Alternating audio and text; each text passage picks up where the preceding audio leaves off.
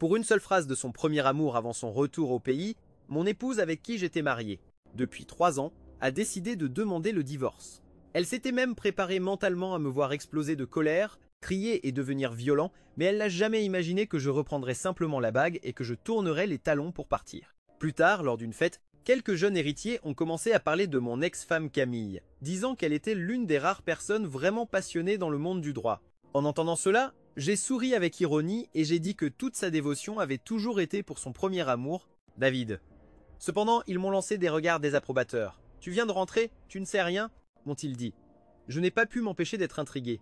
Après tout, personne ne connaissait mieux que moi la préférence qu'elle avait pour David, mais les mots qui sont sortis de leur bouche ensuite m'ont glacé le sang. Son mari, moi, Kylian. En tant que son mari pendant 3 ans, ces mots me semblaient être un non-sens absolu. Car durant la 3e année de notre mariage, ma mère a accidentellement frôlé le costume d'un jeune magnat, et cet homme a ordonné qu'on lui brise les bras et les jambes avant de la jeter à la mer, où elle est morte.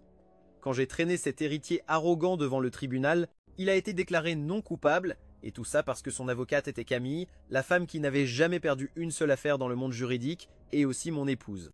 Quand le procès s'est terminé, cette femme radieuse et élégante s'est levée du banc de la défense et a posé une lettre d'excuse devant moi. Kylian, signe. David m'a courtisé pendant 10 ans, et il m'a sauvé la vie une fois, je dois le protéger, même si l'ennemi est la personne que j'aime le plus. Puis elle a allumé la tablette qu'elle tenait à la main et a projeté une diffusion en direct devant moi. Tu as 2 minutes pour y réfléchir, Kylian. Même si tu ne le fais pas pour toi, fais-le pour ta mère. Signe, signe, et je te rendrai ses cendres. Sur l'écran, on voyait une scène au bord de la mer. Des gardes du corps tenaient une urne en bois de santal. Camille. Je l'ai fixée, les lèvres saignant à force de les mordre. Je veux divorcer. Mais dans cette confrontation impitoyable, elle restait imperturbable. Kylian, il te reste les 30 dernières secondes. À ce moment-là, j'ai senti comme une aiguille se planter dans mon cœur. J'ai fini par céder. Les mains tremblantes, j'ai signé maladroitement la lettre d'excuse. Satisfaite maintenant, dit l'heure de ramener l'urne. À peine avais-je fini de parler qu'un cri de surprise a retenti derrière nous. David s'est effondré sur le banc des accusés, se tenant la tête. Camille aide, moi, j'ai encore mal. À cet instant, Camille, prise de panique, a jeté la tablette et a couru vers lui. Sur la diffusion, le compte à rebours avait atteint 0. Sans recevoir d'ordre de Camille, les gardes du corps ont ouvert l'urne. « Non !» ai-je crié, désespéré. « J'ai déjà signé, Camille !» dit l'heure d'arrêter. Mais il ne m'écoutait pas. J'ai essayé de me jeter sur elle, mais dans le cœur de cette femme, seul David existait. Même en le soulevant pour l'aider à sortir, son coude m'a heurté violemment. J'ai perdu l'équilibre et je me suis cogné la tête contre la table. Mes larmes sont tombées sur la tablette. Il est tard, trop tard. J'ai vu les cendres se déverser depuis le bateau, se dispersant dans le vent glacial de la mer jusqu'à disparaître dans les vagues. La culpabilité me rongeait de l'intérieur. « Maman, je suis désolé, ma voix s'est brisée. À ce moment-là, je l'ai regretté profondément. J'ai regretté d'avoir aimé Camille. De l'avoir épousée, le remords, ce concept infini, résonnait dans ma tête comme une cloche.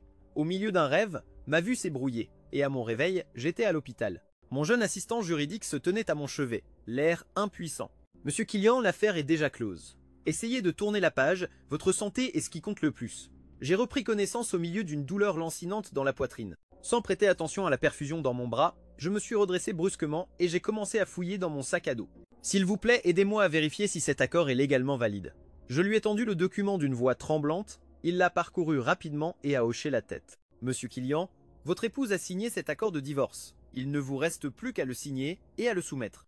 Dans 1 mois, vous obtiendrez le certificat de divorce. » Le matin même, je m'étais agenouillé devant Camille avec ce document.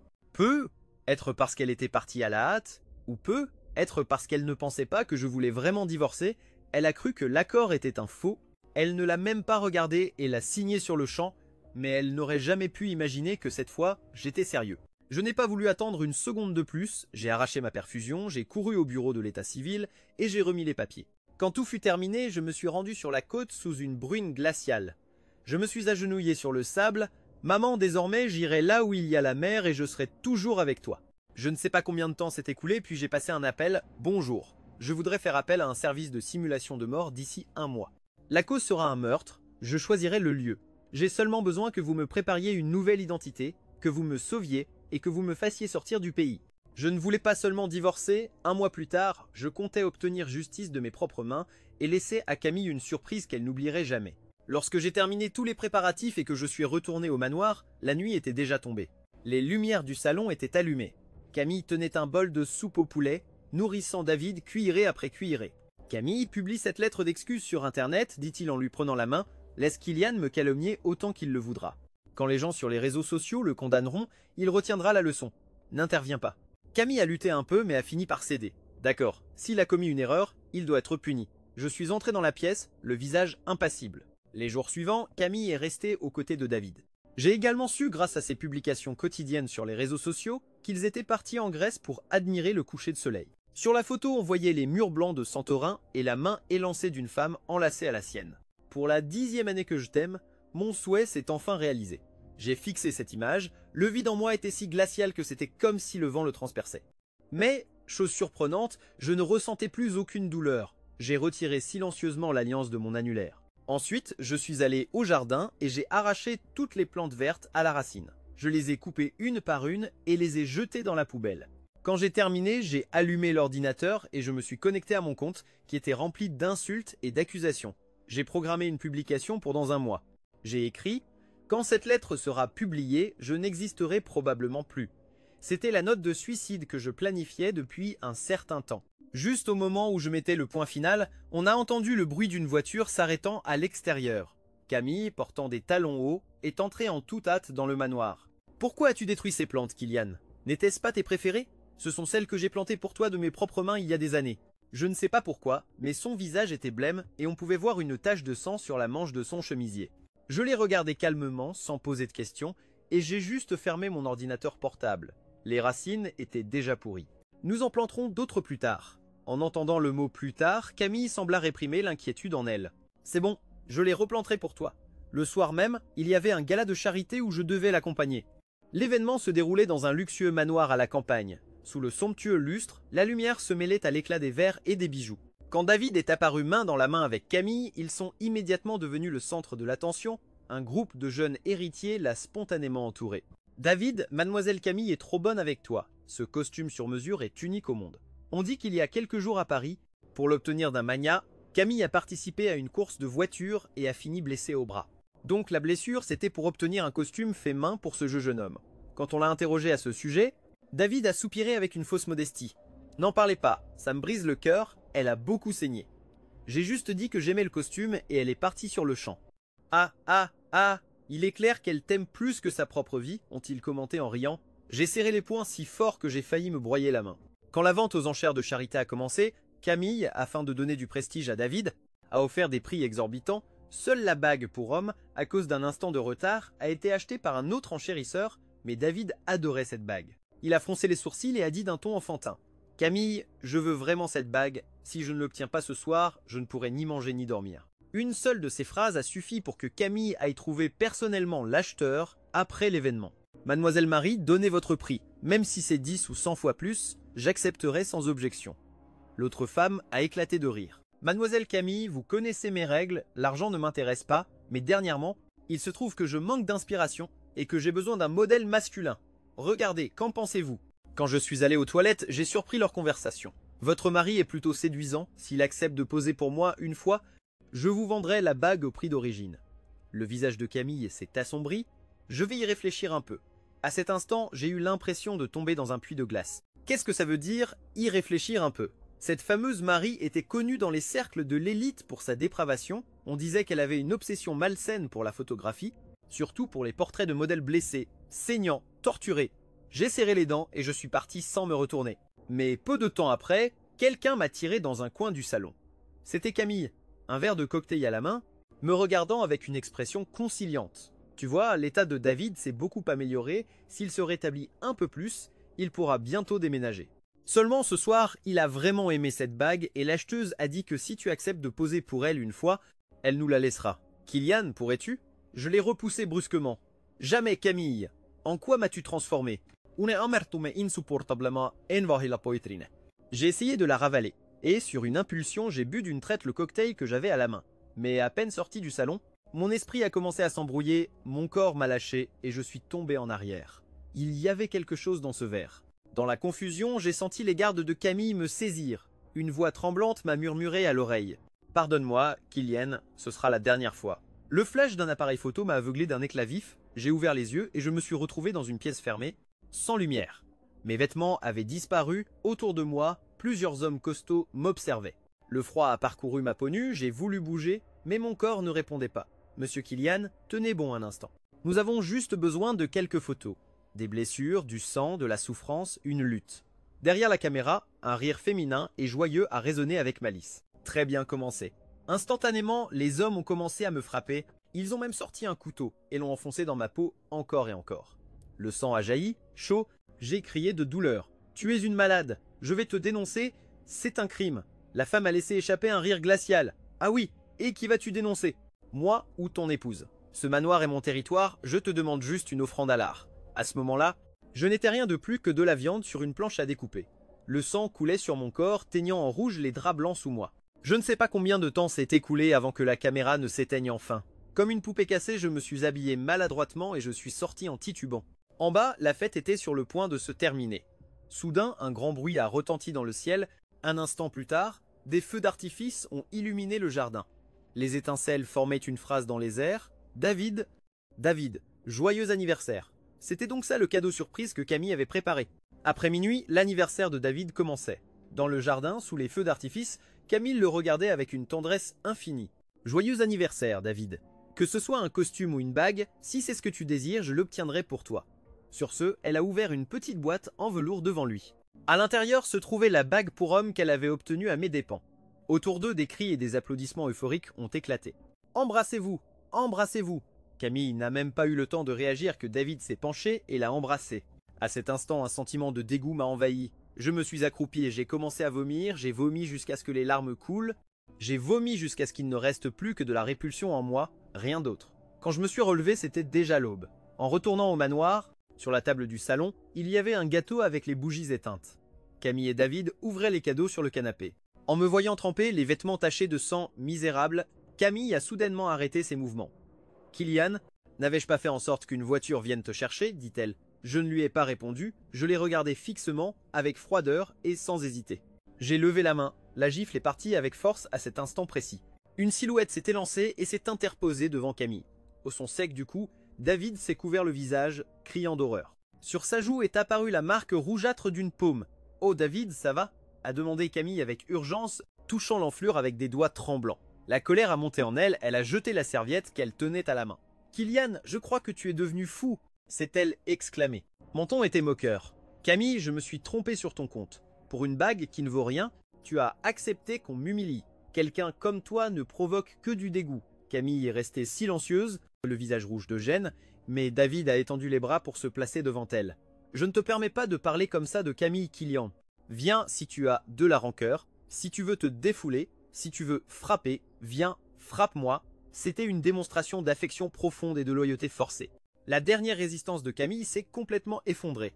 Elle a consolé David avec affection, puis elle m'a regardé. « Ce n'est pas la peine, laisse-moi faire. » Puis elle m'a regardé avec des yeux glacials.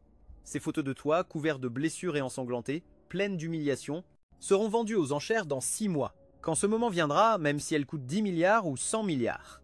Je les achèterai toutes, mais tu ne dois toucher à David sous aucun prétexte. 6 mois, mais d'ici là, je ne serai plus là.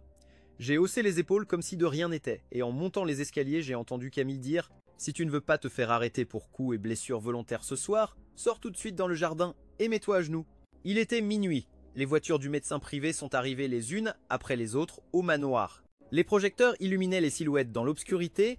On m'a forcé à m'agenouiller sous la pluie, surveillé par plusieurs gardes du corps qui se tenaient droits, immobiles. 2 heures plus tard, sur le balcon de la chambre principale, 2 ombres se sont croisées. D'en bas, David a soudainement parlé. « Camille, pauvre Killian, son visage est blessé, nous devons tout reporter.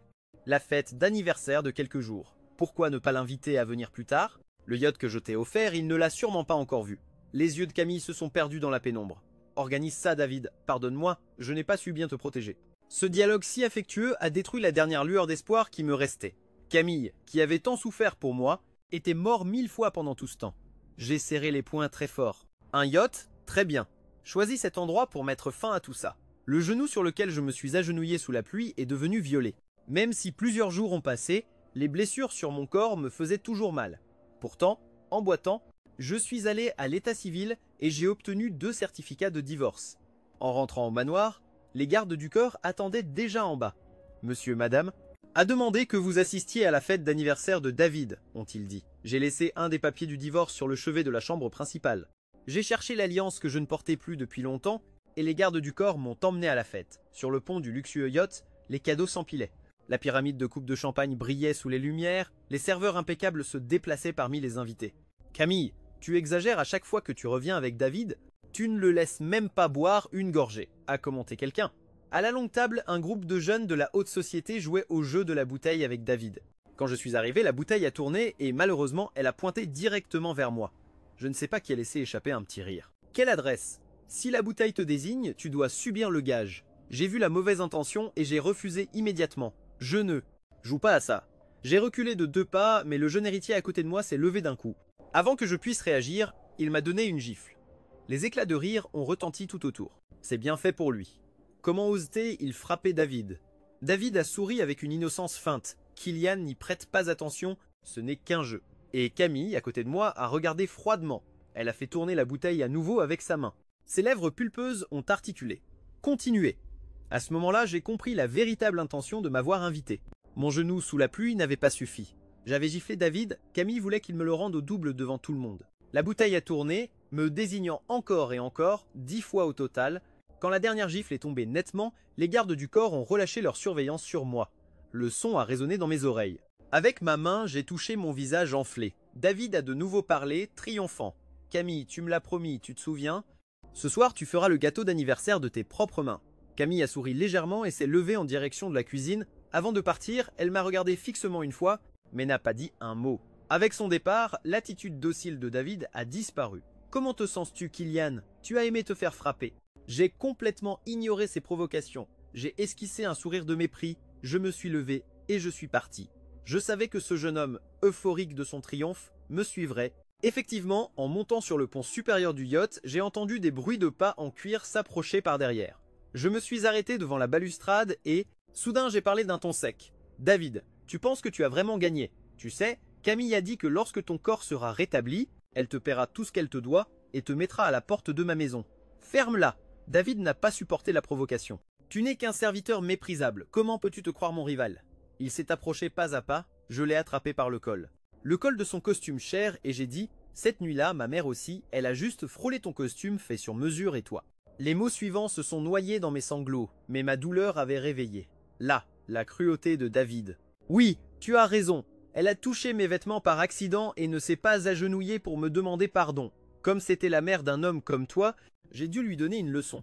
Tu ne sais pas à quel point c'était terrible de la voir avec les bras cassés et la bouche bâillonnée sans pouvoir crier. Son sang a coulé sur le pont jusqu'à la mer. Ah oui, j'avais aussi pensé à lui briser les jambes. Elle s'est débattue pour se sauver et est tombée à la mer. Elle est morte sur le coup. Les paroles délirantes de cet homme ont allumé en moi une étincelle de haine. Toi, assassin. Mais David a seulement souri d'un air triomphant. Et alors, Camille me croit, elle a même dit qu'elle me défendrait au tribunal. Le poing avec lequel je le tenais par le col s'est resserré encore plus. Mais n'oublie pas, je suis son mari. Camille ne peut pas divorcer tant que je serai en vie, ne serait-ce qu'un jour. Je serai toujours son mari. J'ai prononcé ces mots froidement, provoquant délibérément sa fureur. À cet instant, il a perdu le contrôle et m'a pris par le cou, la pression augmentant peu à peu.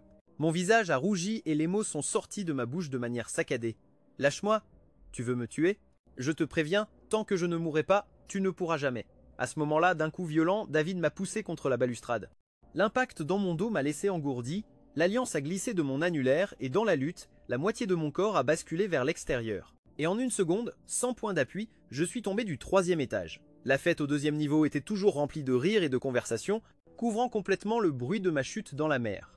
Quand l'eau glacée a envahi mes poumons, j'ai ressenti une étrange chaleur. Cette mer était l'endroit où ma mère avait été, c'est pourquoi je n'ai pas eu peur pendant que mes yeux se fermaient lentement. Le 2e bouton de ma veste noire a clignoté d'une lumière rouge, une caméra y était cachée. Les vérités qui avaient été englouties par l'océan, un jour, referaient surface au grand jour. Le cœur de David battait à tout rompre. Il a essayé de se calmer en regardant la mer sombre, sans voir une seule ombre humaine, comme si rien ne s'était passé. Un long moment s'est écoulé avant qu'il ne se retourne lentement. « Kylian, porte-toi bien, c'est ce que tu méritais. » Sous le couvert de la nuit, son sourire tordu montrait une cruauté indifférente. Sur le 2e pont, Camille tenait un gâteau de 6 pouces. En voyant David revenir, elle a allumé les bougies dessus. « David, viens le goûter. » Je n'ai pas utilisé de lait, les fraises sont arrivées par avion d'Europe ce matin. Il ne contient que 30% de sucre, conformément à ton régime, ça va sûrement te plaire. David a souri et a soufflé les bougies. J'avais tellement hâte. Allez, donne-le-moi. Eh bien, on nous a amenés ici juste pour les voir être si mielleux.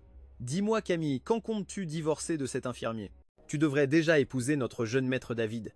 Moi, je dis qu'il devrait se marier tout de suite. Au gala de charité l'autre jour, n'est-ce pas mademoiselle Camille qui lui a offert une bague? Les blagues et les rires du groupe sont devenus de plus en plus osés. Le visage de Camille a légèrement pâli, elle a levé la tête un peu nerveuse, cherchant ma silhouette dans la foule, mais elle n'a rien trouvé. À cet instant, une pointe d'anxiété et d'irritation a traversé sa poitrine. David lui a pris la main. À quoi penses-tu, Camille? Allez, donne-moi à manger. Elle a repris ses esprits, obéissante, a pris une petite cuillère de gâteau et l'a donnée à David. Ensuite, elle a retiré sa main instinctivement en fronçant les sourcils face aux invités. Ça suffit, je sais que vous plaisantez tous, mais n'allez pas trop loin. Après tout, je suis marié, j'ai un mari. David est toujours célibataire, si vous continuez comme ça, vous ne ferez que lui nuire. L'atmosphère est devenue gênante. Le sourire de David s'est figé, ses doigts vides se sont refermés avec frustration. Ainsi, le yacht est rapidement retourné sur la côte. Les jeunes invités sont partis par petits groupes. Camille, cependant, n'est pas descendue tout de suite. Nous sommes désolés, le téléphone que vous appelez est éteint. La voix automatique à l'autre bout du fil a fit froncer les sourcils. Pressée, elle s'est approchée de David. David, qui disait au revoir à ses amis. David, as-tu vu Kylian? Je ne le trouve plus depuis qu'on a coupé le gâteau. Le bateau n'a pas encore accosté, je aime Kylian. Son visage affichait une fausse détresse. Tout à l'heure, pendant le jeu, il s'est fâché à cause du gage et m'a attrapé de force. Regarde, il a déchiré le col de ma chemise. J'ai à peine réussi à me libérer, et puis il est parti tout seul. Le yacht a un bateau pneumatique. J'ai entendu dire que quelqu'un l'a utilisé ce soir, il a dû partir de son côté. Camille a regardé la légère marque rouge sur son cou et l'inquiétude dans ses yeux a disparu. D'une voix irritée, elle a murmuré, toujours le même. Il a déjà eu sa leçon et il veut encore t'intimider. S'il veut faire son caprice en éteignant son téléphone, qu'il le fasse. David en a profité pour lui prendre la main. Allez, ne sois plus en colère, viens boire un verre avec moi. Ce soir-là, ils se sont tous les deux éloignés de la plage et sont allés dans un bar. Camille, toujours contrariée, a bu plusieurs verres de cocktail léger et a soudainement commencé à avoir étrangement chaud, la tête lui tournait. David a soutenu avec précaution. « Camille, es-tu ivre? Je vais t'emmener te reposer à l'hôtel à l'étage. » Elle a appuyé son corps contre lui, mais lorsque la porte de la chambre s'est ouverte, une sensation de froid a parcouru son cou. Son corps a frémi en voyant les mains de David glisser sans contrôle. Il s'est penché. Son souffle chaud a effleuré sa peau et sa voix, chargée de désir, a susurré. « Camille, je veux que tu sois mon cadeau d'anniversaire. » Camille a seulement senti une brûlure parcourir son corps et par instinct, a serré fort la personne en face d'elle. Le lendemain matin, une sensation de froid sur sa poitrine l'a réveillée. Elle a senti un baiser doux, très doux, encore à moitié endormie, elle l'a serré tendrement, a pris ses doigts et a murmuré d'une voix douce. « Bonjour William, ne sois pas coquin. » Mais à peine avait-elle fini de parler que son corps s'est raidi, cette main n'est pas la sienne. J'avais travaillé toute ma vie souffrant depuis l'enfance, et j'ai toujours eu une fine couche de callosité sur les mains, même si plus tard elle a pris soin de moi avec dévotion, elle a même fait faire une crème spéciale pour moi. Ces marques du temps n'ont jamais disparu, elle caressait tendrement mes doigts chaque nuit, avec tristesse et tendresse, mais maintenant, la peau qu'elle tenait était si douce. Un bruit sourd retentit dans sa tête, et une avalanche de souvenirs la frappa. Soudain, Camille se redressa brusquement dans le lit, la chambre était dans un chaos complet. Des vêtements d'hommes et de femmes étaient éparpillés sur le sol et sur le grand lit, le tout imprégné d'une atmosphère ambiguë. David, complètement nu, lui souriait avec impudence. « Camille, tu es réveillée !» À cet instant, le visage de Camille devint blême, elle tira le drap pour se couvrir et murmura. « Qu'est-ce qui s'est passé entre nous ?» David laissa échapper un petit rire. Ce qui devait se passer, c'est toi qui es venu en courant. Tu m'as poussé contre la porte, tu m'as embrassé désespérément, dit-il sur un ton de fausse plainte, bien que ses paroles débordaient de la satisfaction d'avoir atteint son but. Camille comprit instantanément et ferma les yeux, bouillonnant d'une rage contenue. Tu m'as drogué hier soir, n'est-ce pas? Bien qu'elle l'ait formulé comme une question, son cœur connaissait déjà la réponse. David avait versé quelque chose dans son cocktail, c'est pourquoi elle avait perdu le contrôle. Ce n'était pas la première fois qu'il faisait ça, il la harcelait depuis 10 ans. Au lycée, il lui avait écrit sa première lettre d'amour et à la fin de l'université, il avait acheté une île à l'étranger pour lui faire sa déclaration publiquement cette nuit-là. Il avait engagé quelqu'un pour la droguer et l'emmener dans sa chambre, mais elle, furieuse, avait brisé un verre et s'était tailladé le poignet juste pour rester consciente. Elle avait fini à l'hôpital pour un lavage d'estomac. Depuis ce jour, Camille ne ressentait que de la répulsion pour ce jeune héritier obsessionnel. Si, un an plus tôt en Angleterre, David n'était pas tombé dans le coma en lui sauvant la vie, elle ne lui aurait plus jamais adressé la parole.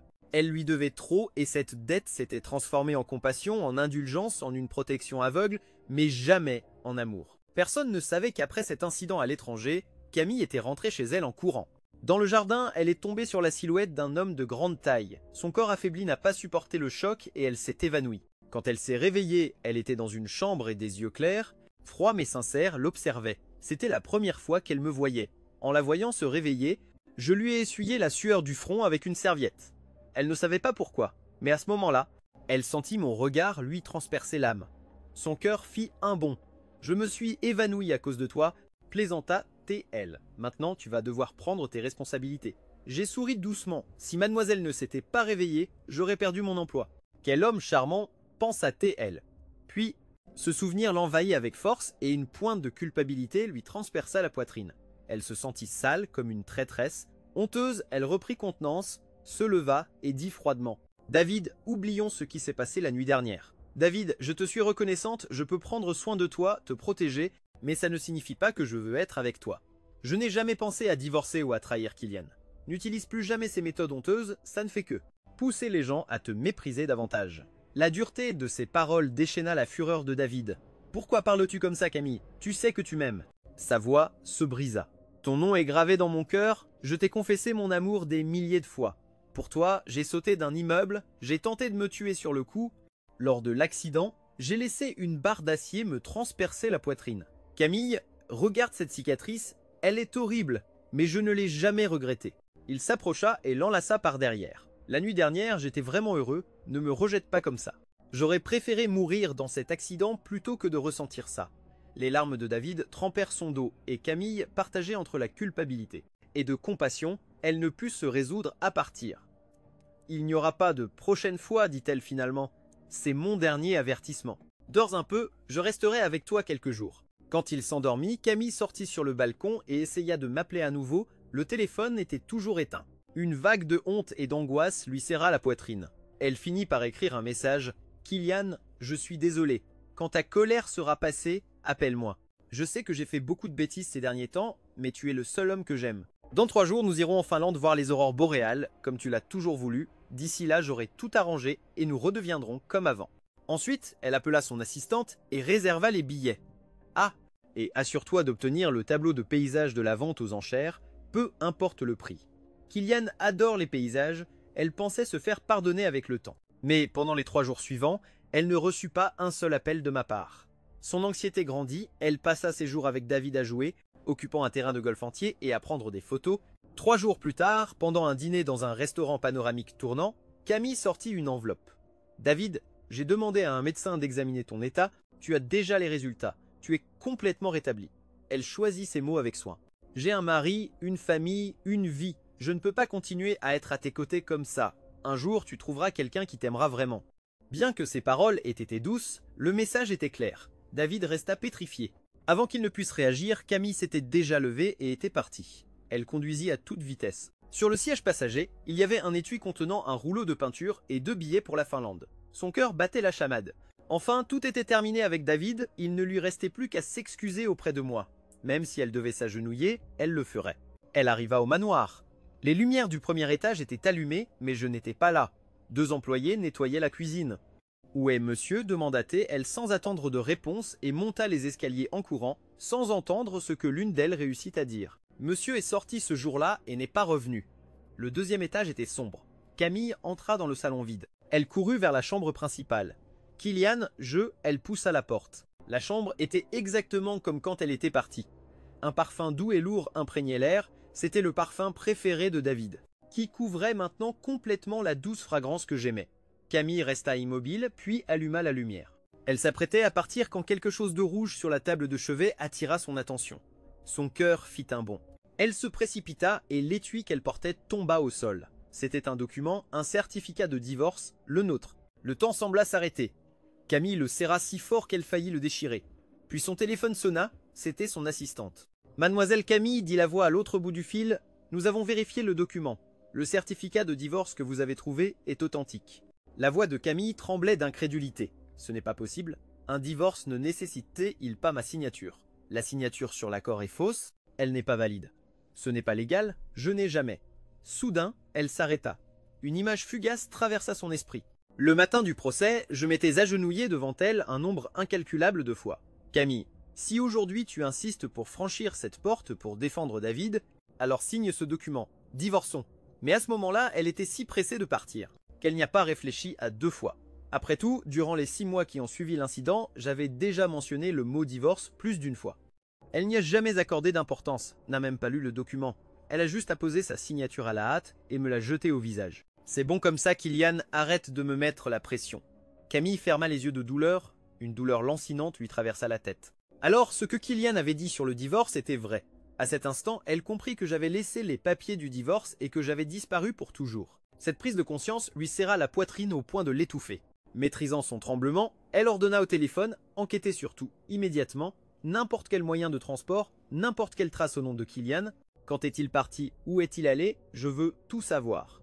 Cette nuit-là, Camille ne dormit pas. Son visage, d'habitude si soigné, paraissait maintenant hagard et sans vie. À l'aube, elle entendit le bruit de la porte d'entrée, qui se fermait. Elle se redressa d'un bond et dévala les escaliers. « Kylian, c'est toi ?»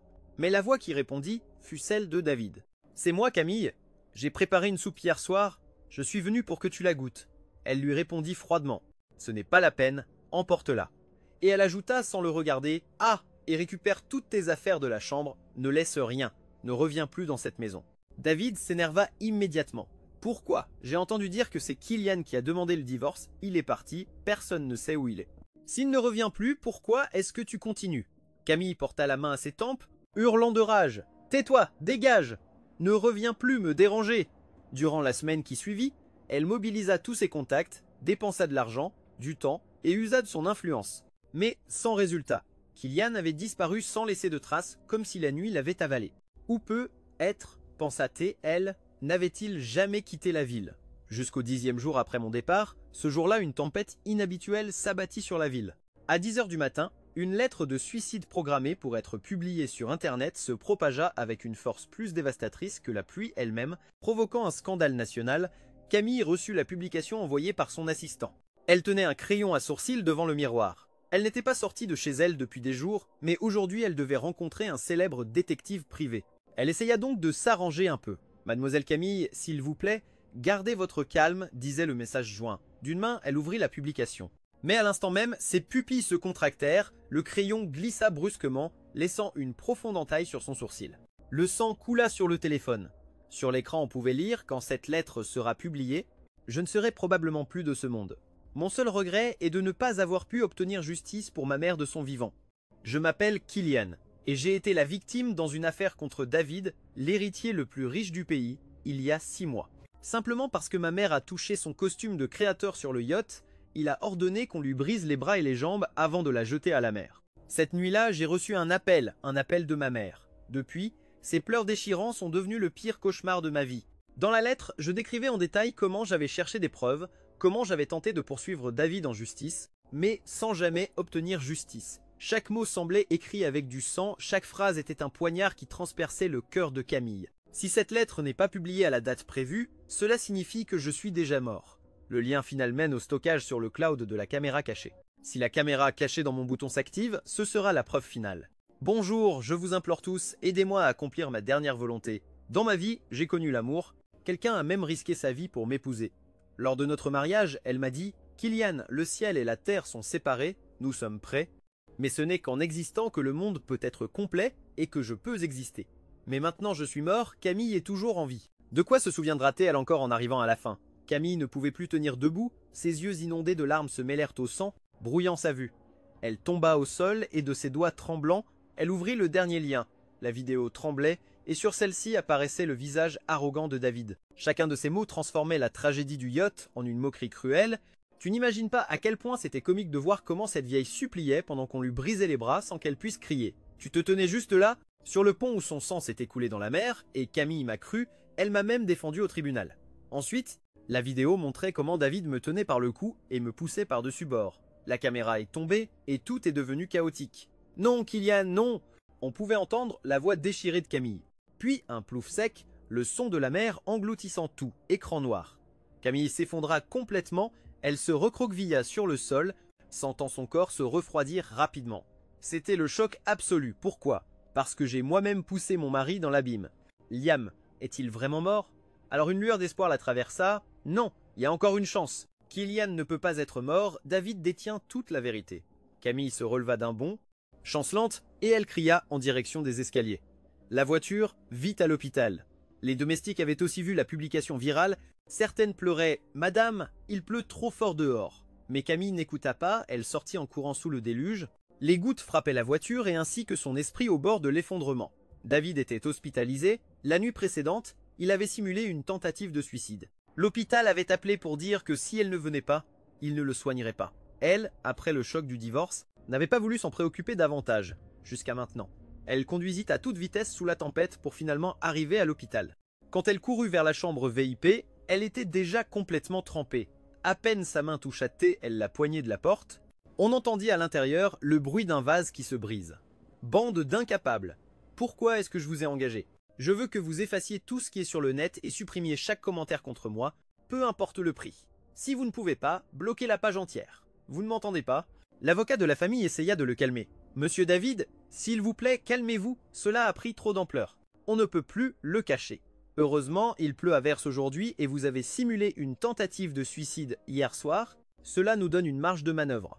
Si vous ne voulez pas être arrêté aujourd'hui, coopérez avec moi et racontez-moi tout en détail. David, agacé, arracha le faux bandage de son poignet. Moi me suicider? Ridicule. Ça ne se voit pas que c'était simulé? La vérité est simple. La mère de ce Killian a touché mon costume et je n'ai même pas pu lui donner une leçon. Elle est tombée toute seule à la mer en suppliant pour sa vie. Je ne l'ai pas jetée. L'avocat fronça les sourcils. Et Killian, celui qui a publié la lettre, c'est vous qui l'avez poussé à l'eau. David sourit avec mépris. Bien sûr qu'il est mort, je l'ai vu couler de mes propres yeux. Je n'aurais jamais imaginé qu'il lui restait un dernier coup à jouer. Avant qu'il ne finisse sa phrase, la porte s'ouvrit d'un coup de pied. Camille apparut, trempée, avec un regard glacial. David resta paralysé. « Camille, ce n'est pas ce que tu penses. Killian m'a diffamé, cette vidéo. » Mais avant qu'il ait pu finir, elle s'est jetée sur lui, lui enserrant le cou avec ses mains. « David, dis-le-moi encore, où est Killian? Où l'as-tu caché ?» criait Camille en larmes. David étouffait, se débattant, lui frappant les bras. « Lâche-moi, lâche-moi !» L'avocat et les gardes du corps se sont précipités. « Docteur Camille, lâchez-le, immédiatement. Vous connaissez la loi, vous serez tenu pour responsable de cela. » Finalement, plusieurs personnes ont réussi à maîtriser la femme qui était déchaînée par la fureur. Le visage de David est devenu violet. Les larmes lui sont montées aux yeux. Il essayait de respirer, toussant violemment, l'air absolument misérable. « Camille, tu fais ça pour Killian, pour un homme qui est déjà mort ?» Le visage de Camille était aussi pâle que la cendre. « Il n'est pas mort. » David a finalement laissé tomber son masque et a éclaté de rire. « Très bien. Si pour lui tu veux que je meure, alors je vais te le dire. » Ce jour-là, après être tombé à la mer, il s'est débattu un instant. Mais les vagues l'ont peu à peu dévoré, jusqu'à disparaître complètement.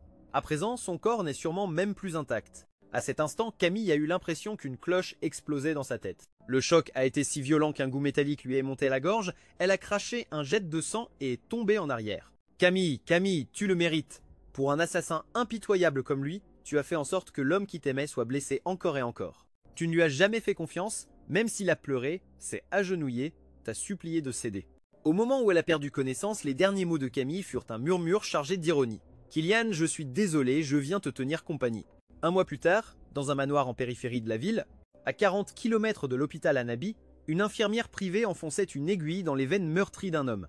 Sa peau était glacée, ce qui rendait les marques d'aiguille encore plus visibles. Mais à l'instant précis où l'aiguille l'a piqué, sous le stimulus de la douleur, un de ses doigts a légèrement bougé. La jeune infirmière, tout émue, se leva d'un bond et courut dehors. « Mademoiselle Véronique, il est encore là. Il a bougé, son doigt vient de trembler. » La femme qui préparait le café s'arrêta net et se dirigea précipitamment vers la chambre principale. À ce moment-là, j'étais allongé sur le lit, les yeux ouverts. En me voyant, la femme donna un ordre d'une voix douce à l'infirmière qui se tenait derrière elle. Source un instant, dit à la gouvernante de préparer un repas nutritif pour le patient. Puis la porte se referma doucement. J'avais été dans le coma bien trop longtemps et, à mon réveil, bien que j'ai ouvert les yeux, ma vision était obscurcie par un épais brouillard. Au milieu de cette brume, une silhouette féminine s'approcha de moi. Je bougeais légèrement, ma voix était rauque. « Qui êtes-vous? Où suis-je » La dernière chose dont je me souvenais était la confrontation avec David. J'avais activé une caméra cachée dans le bouton de ma chemise. Je savais que David était un homme impulsif et fou, mais je n'aurais jamais imaginé qu'il serait capable de m'étrangler. Mon plan initial était de simuler ma propre chute à la mer pour faire croire que David en était le responsable. Mais ce jour-là, j'ai vraiment failli mourir sous les mains de ce salaud. Tandis que je tombais dans l'eau, l'air s'échappait de mes poumons. Le froid me déchirait le corps. Au moment où j'ai perdu connaissance, même moi je ne croyais pas que je survivrais. Alors comme ça, je ne suis pas mort, murmurai-je avec un faible sourire. La femme répondit d'une voix douce. C'est exact, vous n'êtes pas mort. Vous avez juste fait un tour en enfer. Sa voix était chaude, étrangement rassurante. Monsieur Killian, comment vous sentez-vous maintenant? Ressentez-vous une quelconque gêne? J'ai cligné lentement des yeux. Je ne vois pas bien. J'ai senti une main s'agiter devant mon visage. Vous ne voyez rien ou vous ne voyez simplement pas mon visage? J'ai secoué la tête. Alors, qui êtes-vous? C'est vous? La femme est restée silencieuse un instant avant de sourire. Permettez-moi de me présenter. Mon nom de famille est Pérez, mon prénom est Véronique, monsieur Killian. Je suis la propriétaire de l'entreprise de simulation de décès que vous avez engagée. C'est donc pour ça qu'après m'avoir sauvé, on m'avait gardé caché. J'avais fait beaucoup de recherches avant de les contacter. On disait que leur équipe offrait des services personnalisés pour l'élite, des clients dont l'identité n'était jamais révélée au public. En d'autres termes, si vous payiez assez cher, ils réalisaient n'importe quel souhait. Cette nuit-là, l'équipe de sauvetage s'était cachée au niveau inférieur du yacht. Quand je suis tombé à la mer, ils m'ont sorti immédiatement. Mais j'avais souffert d'hypoxie avant d'être secouru, et bien qu'ils m'aient sauvé, je suis tombé dans le coma. Ma gorge était sèche. Alors, combien de temps ai-je dormi? Presque 2 mois, a-t-elle répondu, avant que je puisse poser d'autres questions. 2 mois. Véronique a repris la parole. En raison de votre état, il n'était pas prudent de vous transférer à l'étranger. En ce moment, vous êtes toujours à Anabi. Et pour que votre mort reste crédible, je vous ai amené dans ce manoir que j'ai acheté. Vous pouvez être tranquille, c'est un endroit totalement sûr. J'ai hoché la tête avec gratitude, merci. De rien, monsieur Killian, votre plan de vengeance a réussi. Quand vous serez rétabli, vous pourrez le vérifier vous-même sur Internet. Sur ce, Véronique m'a tendu un verre d'eau tiède. Reposez-vous bien, ce que vous attendiez arrivera bientôt.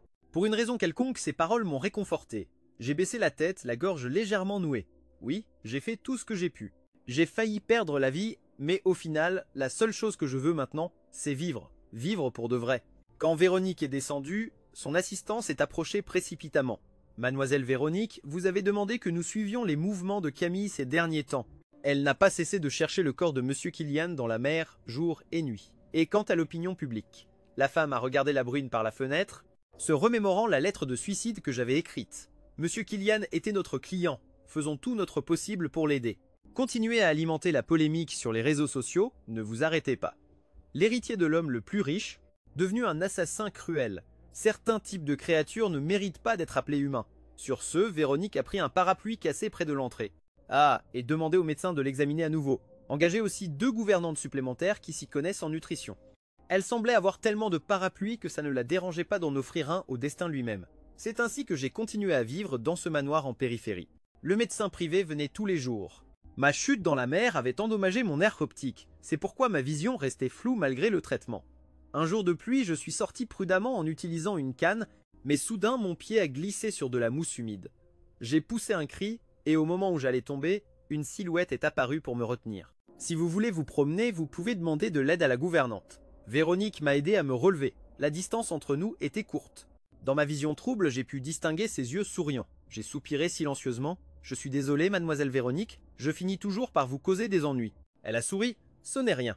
Quand vous serez complètement rétabli, je respecterai l'accord que vous avez signé avec notre entreprise et je vous emmènerai à l'étranger. Bien sûr, si vous préférez rester, je l'ai interrompu doucement. Ce n'est pas nécessaire, il n'y a plus rien qui me retienne ici. Au fil des jours, j'ai reconstitué ce qui s'était passé ensuite. La lettre et la vidéo de cette nuit-là avaient provoqué un énorme scandale sur Internet pendant un certain temps. David, le fils du magnat le plus riche, est devenu l'assassin le plus détesté du pays, bien que la justice l'ait déclaré innocent. Les internautes n'ont pas cessé de chercher la vérité. Un assassin comme David ne mérite pas de vivre, il aurait dû souffrir toute sa vie. Lâche. Il a même osé publier une fausse lettre d'excuse. C'est un psychopathe, un tueur né. Crève, ordure. Va en enfer. Au milieu des insultes qui inondaient les réseaux sociaux, même les actions de la famille de David ont chuté à des niveaux critiques et, selon les rumeurs, le jour même où la vidéo a été révélée, David a été emmené par la police pour être interrogé. Cependant, il y a aussi eu quelques commentaires qui tentaient de le justifier, en prétextant une maladie mentale. En réalité, à l'insu de tous, David était détenu à l'hôpital populaire numéro 3 de Anabi, car l'affaire avait été trop grave et, jusqu'à ce moment-là, le corps de la victime présumée, Kilian, n'avait toujours pas été retrouvé. Un mois plus tôt, l'avocat de David avait simulé une tentative de suicide par entaille au poignet, accompagné d'un rapport psychiatrique confirmant que le jeune homme souffrait d'un épisode de psychose maligne afin de réduire sa peine. Par conséquent, conformément à la procédure, David a été enfermé jour et nuit à l'hôpital. Après s'être évanoui à l'hôpital ce jour-là, Camille est restée alitée pendant 3 jours avant de se réveiller, et à l'instant même où elle a repris connaissance, son assistante l'a informée de tout. Puisqu'ils avaient caché David dans un hôpital pour lui éviter sa punition, elle a décidé de leur rendre la monnaie de leur pièce. Elle a utilisé ses contacts pour faire sortir David de là et l'a secrètement transféré dans un hôpital psychiatrique beaucoup plus isolé, un établissement situé loin de la ville et avec les pires conditions imaginables. Mademoiselle Camille, aujourd'hui Monsieur David devra prendre une double dose de médicaments, le traitement sera une thérapie par électrochoc, l'a informé un médecin en examinant la procédure du jour. À travers la vitre, l'infirmière a placé une poignée de pilules blanches devant David. Ses pupilles se sont instantanément contractées, son regard rempli de haine s'est posé sur la femme qui observait de l'autre côté de la fenêtre. « Camille, tu veux vraiment que je meure ?» Hurlant comme un fou, il a jeté les pilules par terre. Il en avait assez, il n'était pas malade, et pourtant, on l'obligeait à prendre chaque jour des médicaments pour troubles mentaux. Les puissants effets secondaires le tourmentaient sans relâche. En moins d'une semaine, des mèches entières de ses cheveux ont commencé à tomber. Depuis son enfance, cet enfant gâté avait été traité comme un trésor. Comment pouvait-il supporter une telle humiliation? La barrière psychologique de David était sur le point de s'effondrer. Non, je ne les prendrai pas, je ne veux pas d'électrochoc. Foutez le camp tous, dehors, dehors. Soudain, il a sauté du lit, mais juste à ce moment-là, la porte de la chambre s'est ouverte brusquement de l'extérieur. Camille, avec un visage serein de sainte compatissante et des talons qui résonnaient sur le sol, est entrée et lui a donné un coup de pied directement dans l'entrejambe. David a hurlé de douleur en se tenant son entrejambe. Le sourire de sainte sur le visage de Camille a disparu, remplacé par une expression froide et impitoyable comme jamais auparavant. David, sa voix était basse et rauque comme des pierres qui se frottent l'une contre l'autre. Répète un peu pour voir. Où est Kilian? Où l'as-tu caché? L'ATL interrogeait durement, mais son regard s'est arrêté sur le bandage arraché de son poignet. La haine brûlait dans les yeux de Camille, elle s'est baissée et a ramassé une pilule blanche du sol et la serra fort dans sa main. Tu as fait semblant d'essayer de te suicider pour réduire ta peine, tu as fait semblant d'être fou pour échapper à la punition. Elle s'avança pas à pas vers lui, ses talons hauts crissant sur les éclats du vase brisé. Je te préviens, David, peu importe où tu te caches ou combien de mensonges tu inventes, je ne te laisserai pas tranquille. David, en voyant ce regard, sentit un frisson lui parcourir le dos. Il était habitué à une Camille amoureuse, à une femme qui lui pardonnait toujours et le protégeait.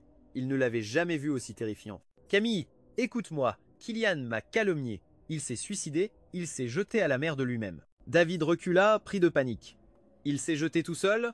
Camille laissa échapper un rire glacial. « La vidéo montre tout. C'est toi qui lui as serré le cou. C'est toi qui l'as poussé et tu as quand même dit « Camille, crois-moi ». Des larmes coulèrent sur ses joues, mais son expression resta dure comme l'acier. Tu sais, tes paroles l'ont tué une deuxième fois, et elles ont aussi tué mon mariage. Elle leva la main et enfonça le comprimé blanc dans la peau du bras de David. « Ah » cria-t-il à nouveau. « Avale-le » ordonna T-elle d'une voix dénuée de toute émotion. « Ou tu préfères que je t'enfonce un tasé dans la tête pour vérifier si tu es vraiment fou? Tu es un assassin, David. Tu as pris la vie de l'homme que j'aimais le plus. Tu as enlevé à sa mère le fils qu'elle chérissait le plus. » « Où est Kilian » répéta T-elle avec un regard implacable. « Où l'as-tu caché ?» David, pâle et tremblant, finit par s'effondrer. Il est mort, je l'ai vu sombrer dans la mer, il était impossible qu'il survive. Il sanglotait avec une expression enfantine et suppliante. « Camille, crois-moi, Kilian est mort. Ne me traite pas comme ça pour quelqu'un qui n'est plus de ce monde. »« Tais-toi » cria Camille, et elle lui donna une gifle brutale. « Si Kilian est mort, alors tu vivras ce que sa mère a vécu. » Elle se tourna vers l'avocat et le médecin, sa voix ferme et autoritaire. « Écoutez-moi, David ne souffre pas seulement de maladie mentale, il a aussi de graves délires de persécution.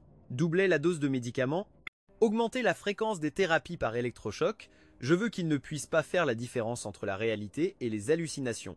Et une autre chose, ajouta T-elle d'une voix plus basse, chaque mot aussi tranchant qu'une lame.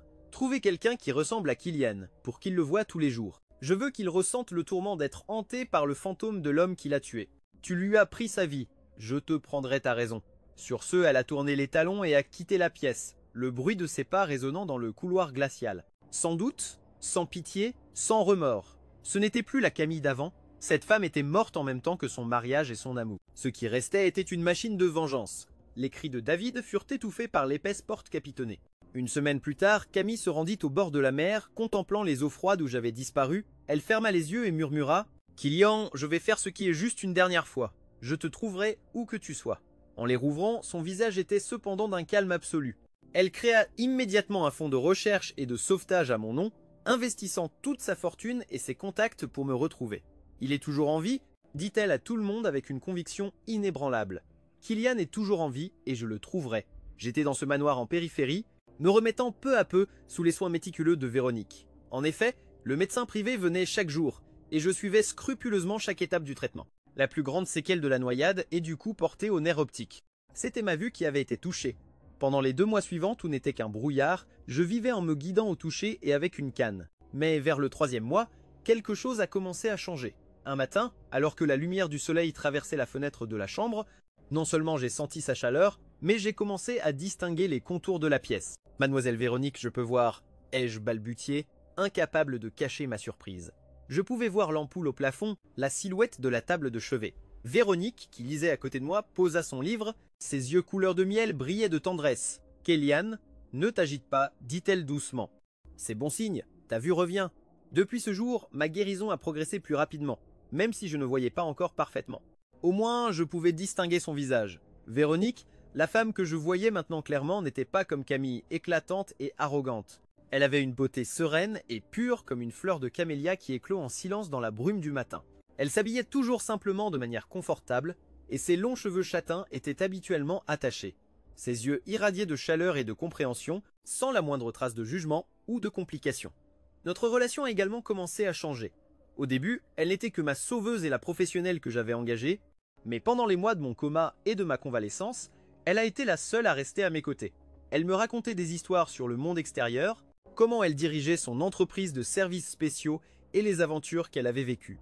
Elle ne m'a jamais interrogé sur mon passé, ni mentionné Camille, sauf pour ce qui était nécessaire au plan de vengeance. Peu à peu, j'ai compris que Véronique était comme un parapluie, un vrai, qui ne me protégeait pas seulement de la pluie, mais aussi des blessures et de la douleur en moi. Un soir, alors que je pouvais déjà marcher dans le jardin sans canne, je l'ai vue assise sur la balançoire sous le porche, en train de contempler la lune. Véronique, l'ai-je appelée pour la première fois, sans formalité. Sais-tu pourquoi j'ai choisi la Finlande? Elle a tourné le visage, la lumière de la lune caressait sa peau.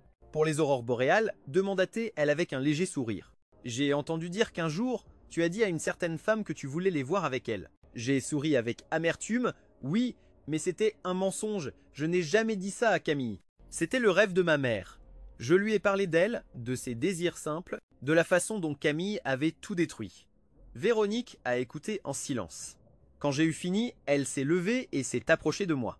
Elle ne m'a ni consolé ni donné de conseils, elle a seulement pris ma main doucement. « Kilian, a-t-elle murmuré, coup le but de la vengeance n'est pas de continuer à vivre dans la haine.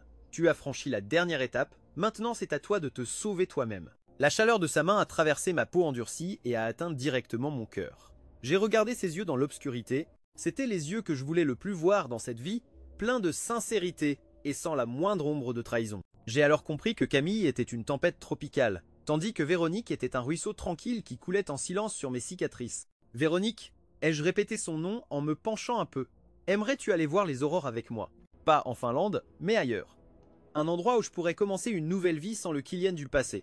Je ne le lui ai pas demandé en tant que client à une professionnelle, mais en tant qu'homme en quête de bonheur. Elle a souri, d'un sourire lumineux comme une étoile filante. Ceci est la dernière mission de notre entreprise, a-t-elle dit, accompagner le client vers une nouvelle vie. J'accepte. C'est à ce moment-là que j'ai reçu un appel, c'était l'assistant de Véronique. Kilian, Camille est dans les parages. Elle te cherche depuis des mois et, d'une manière ou d'une autre, elle a trouvé des indices sur notre entreprise. Mon cœur s'est serré, j'ai regardé par la fenêtre, il brunait. Qu'est-ce qu'elle fait? Ai-je demandé avec un calme inquiétant. Elle est agenouillée devant l'entrée sous la pluie, elle dit qu'elle ne se relèvera pas si elle ne te voit pas. Véronique est entrée dans la pièce avec 2 billets d'avion à la main. Elle m'a regardé sans rien dire, elle attendait juste ma décision. Je dois la voir, ai-je finalement dit. C'est le dernier chapitre du passé, quand il sera terminé, je pourrai commencer une nouvelle vie. J'ai mis un simple manteau et je l'ai suivie jusqu'à l'entrée. Elle a ouvert le portail avec la télécommande et je l'ai vue. Camille, après presque un an. Elle était hagarde, sans aucune trace de son ancienne élégance, ses cheveux mouillés tombaient sur ses épaules, collés à son visage pâle, les yeux gonflés, cernés. La robe de soirée qu'elle portait à cette fête sur le yacht, maintenant couverte de boue, elle tremblait agenouillée sur les pierres froides. Quand elle m'a vu, elle s'est accrochée à la vie comme un naufragé à une planche. Killian, hâtée, elle criait d'une voix brisée. Elle a rampé vers moi, essayant d'étreindre mes jambes, mais j'ai reculé d'un pas. Véronique était à mes côtés, les bras croisés, regardant en silence. Camille l'a vue et une lueur de jalousie furieuse a traversé ses yeux. Mais elle l'a tout de suite éteinte, se concentrant uniquement sur moi. Killian, tu es vivant. Dieu merci, tu es vivant, pleurait-elle entre deux sanglots. Je sais que j'ai eu tort, c'était de ma faute. Cet homme qui m'a sauvé, c'était toi. Je n'aurais pas dû croire David, je n'aurais pas dû te pousser à la mort. Je l'ai regardé avec le calme glacial d'un lac gelé, je ne ressentais plus de haine, seulement du vide et de la lassitude. Camille, ai-je dit d'une voix grave et froide, tu n'as pas besoin de me demander pardon. C'est à ma mère que tu dois demander pardon. Je me suis un peu penché, regardant ses yeux, les mêmes que j'ai aimés autrefois. Tu dis que tu m'aimes, que tu veux te racheter. De quelle manière? En utilisant ton titre d'avocate pour défendre l'assassin de ma mère? En utilisant mon amour pour acheter une bague à ton premier amour? En utilisant mon existence pour guérir les blessures d'un autre homme? J'ai délicatement pris l'alliance de sa main, la même qui était tombée par terre cette nuit de dispute, froide, sans vie. Tu dis que tu m'aimes, mais tu as oublié l'essentiel. L'amour n'est pas la possession. Ce n'est pas regarder la personne que tu aimes souffrir pour ensuite lui offrir des excuses à bas prix. L'amour, Camille, c'est la confiance inconditionnelle. C'est être de mon côté, même quand le monde entier me condamne. Mais tu as choisi David, tu as choisi le pouvoir et l'aveuglement. Les larmes de Camille ont jailli comme un torrent. Je me suis déjà vengé pour toi. David vit pire que la mort dans un asile psychiatrique. J'ai utilisé mon argent, mes contacts, pour le détruire. Je t'ai rendu justice, Killian. J'ai ri avec une ironie amère. La justice, tu crois que c'était pour moi? Tu essaies seulement d'apaiser ta conscience, tu tentes de te racheter aux yeux du Killian mort pour pouvoir continuer à vivre. La justice, la vraie justice aurait été de t'agenouiller devant ma mère, devant la loi, pas de cacher cet assassin pour qu'il vive comme un fantôme. J'ai serré l'alliance dans mon poing. Camille, tu es avocate, mais tu as oublié le principe le plus fondamental de l'être humain. Tu as vendu ta conscience, trahi l'amour, piétiné le sang des innocents. Tu m'as appris une leçon coûteuse. Ne jamais croire aux paroles vaines de quelqu'un qui n'aime que soi-même. J'ai fait demi-tour et j'ai marché vers Véronique. Le Killian d'avant est mort, Camille. Il est mort la nuit où il est tombé dans la mer, il est mort lors du procès, où tu as défendu un assassin.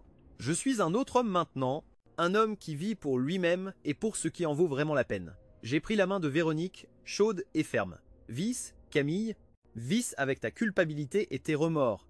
Vis pour voir comment l'assassin que tu as protégé paie pour ses crimes, et vis pour me voir trouver mon bonheur. Je suis entré dans le manoir et j'ai fermé le portail. Au dernier instant, j'ai entendu ses cris déchirants, sa voix m'appelant désespérément, mais je n'ai pas regardé en arrière. Le passé était révolu, j'ai regardé Véronique, elle souriait, un sourire qui dissipait toute obscurité. « Allons-y, Killian, dit-elle doucement, l'aurore nous attend. » Fin.